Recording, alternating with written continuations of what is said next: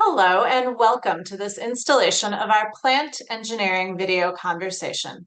I'm Amara Rozgus, the chief editor of Plant Engineering, and I've connected with Tim Gaus from Deloitte Consulting. We're going to talk about smart factories and the many topics that surround it. Thanks for joining me today, Tim. Thanks so much, Amara. Looking forward to the conversation. Yeah. And so you have a little bit of background about my guest. Tim Gaus is principal at Deloitte Consulting and smart manufacturing business leader. He has more than 25 years of supply chain experience focused on value chain optimization and large scale transformations leveraging emerging technologies. He has led Factory of the Future initiatives using Internet of Things, that's IoT, ITOT convergence, and edge to cloud architectures. He previously ran Deloitte's US supply chain retail and consumer product practice. Tim, I have a lot of questions here, so let me start with the very basics. When manufacturers evaluate new solutions for plant operations, what problems are they usually trying to solve? So the good thing about manufacturing, and in addition to the stuff I did at Deloitte, I actually at one point was an operations manager for a plant, and I ran engineering for a plant as well. So I know these problems, and frankly, they haven't changed. Like a lot of the things that we talk about today are the same things we talked about 20 odd years ago. How do you get more uptime, reduce unexpected downtime, get more throughput, more yield, all those things. What I would say though, today that a new emerging topic is coming out a lot that's causing people to evaluate some new technologies. And that's really our workforce issue. If you look at the manufacturing workforce in both supervisory and hourly, there's a shortage of people who want to do these jobs. And I think our manufacturers in general are looking beyond just the classic efficiency plays to also de-risk their future operations, and particularly as it comes to the jobs that people will be doing and the ability to staff those jobs. So to me, that's why we're looking at this new emerging tech a little bit more seriously. Yeah, that makes perfect sense. Okay, so then what common challenges do plant engineers or managers face when they're trying to modernize operations and still maintain uptime? Well, that's the tricky part, right? You can't stop doing the day job while you're trying to create the future. They say trying to change out the wings on the plane while you're still flying, or whatever the phrase is. A couple of things come up pretty frequently, right? One is a lot of us are still faced with a pretty messy legacy technical stack that needs to be engineered around. And so you can't just go in and wholesale replace your OT layer just because you want to do something cool with AI. You have to work within the constraints of what you have and find ways to use that to your advantage, to not lose the value of the past, to actually harness it to create the future. But actually capturing that data in an effective way is a huge challenge. Second piece, and it actually dovetails into the problem we're trying to solve, but also the way that we adopt new technology and our workforce kind of starts to use it is incredibly important. We always say that there's two major failure modes of any type of new technology, and neither one is the technology itself. It's either the data feeding it or the people using it. That's really where you kind of find your challenges, and those are very resident in any of our engineers who are in plants today. And then the third piece I would say that's a challenge that I'm sure we're all facing is just the speed with which this technology is changing.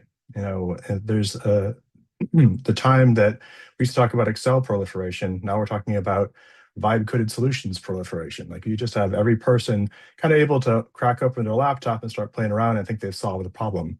The challenge that we have with that, and it dovetails with the other two, is that doesn't create scalable solutions. And so you have to, as a plant engineer, really kind of distill it down to how do I leverage what I've done in the past, get the most out of my legacy investment base, and still embrace modern technology, but do it in a way that actually scales.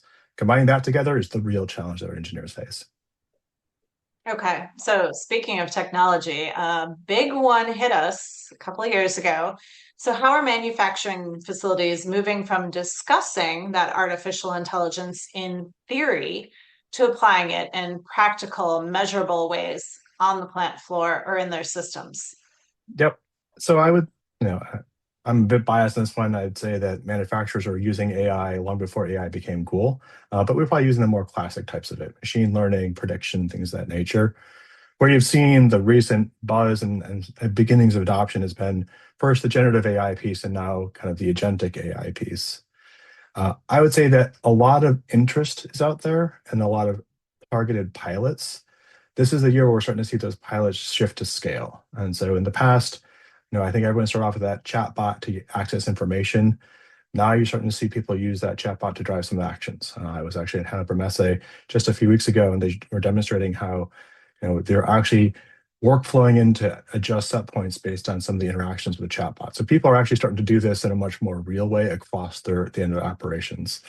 However, in addition to that, I do find that we have a increasing interest in this idea of agentic, which is more automated, autonomous actions being taken without humans necessarily in the loop.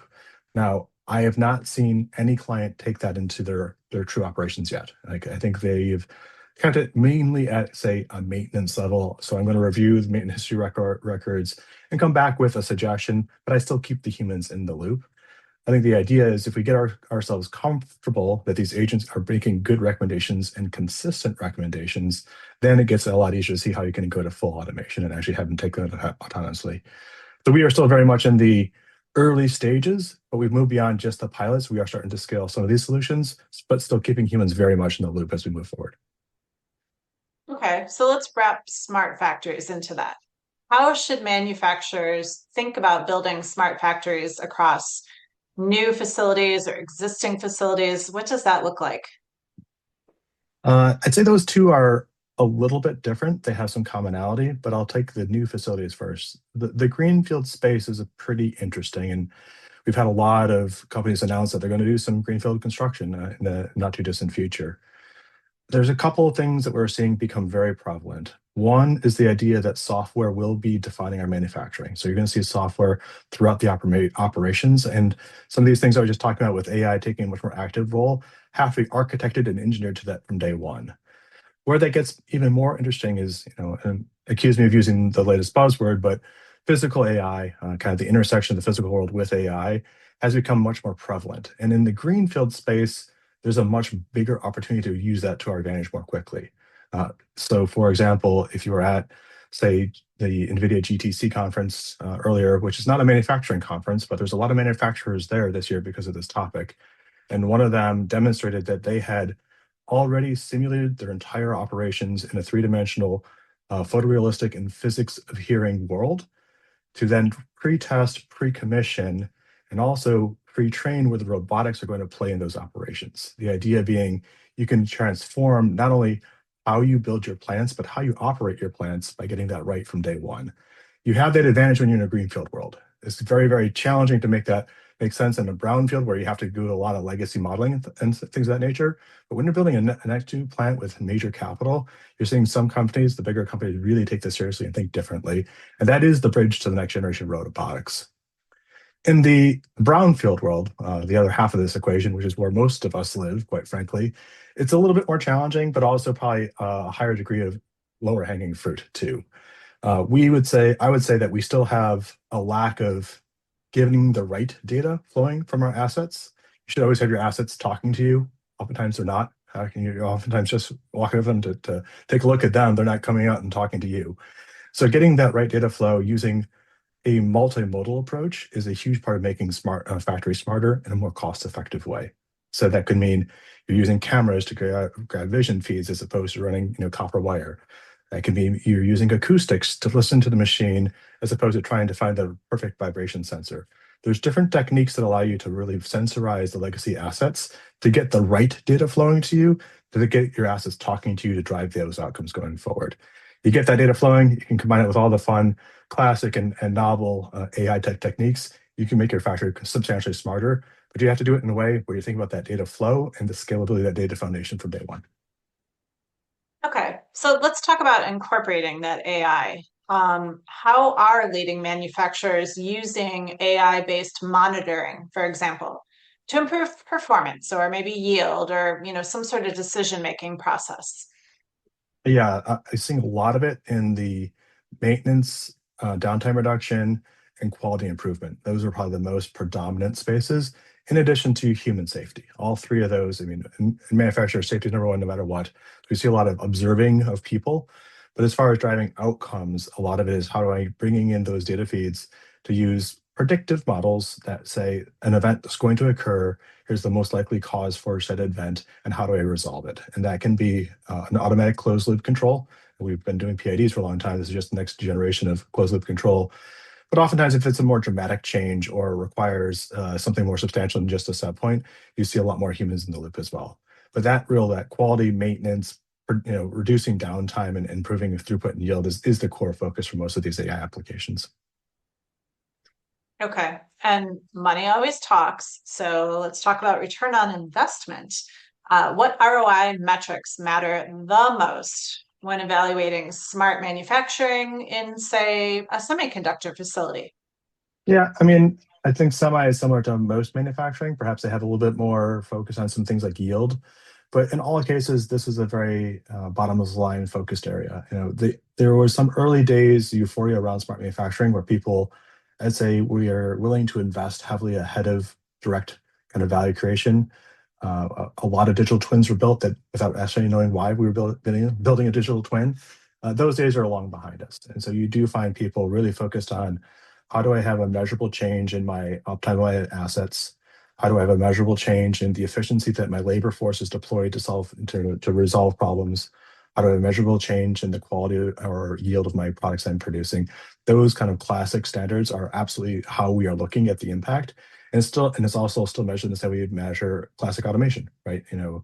Say I was doing a capital investment to automate a new line or a new asset, I'd have an expectation of either increased in throughput or reduced labor costs. Those same things would apply for a smart manufacturing style investment as well.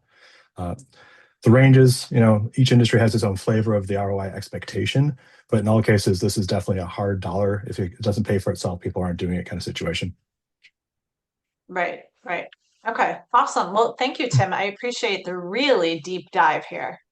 No problem. It was a lovely conversation, Mara. And if you ever want to go deeper into these topics, I welcome you to come over to our smart factory at Wichita, where we actually test a lot of these things in real life. I know a lot of our folks who are listening to this call probably are a little bit skeptical that this AI stuff is real, or if it is, it will really work for me.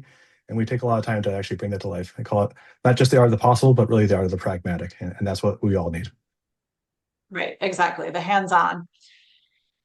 Okay, excellent. Well, that was Tim Gaus from Deloitte Consulting talking about several aspects of smart factories. For more information on this highly digitized industrial topic, please visit Plant Engineering at www.plantengineering.com. Thank you so much for joining us, and goodbye.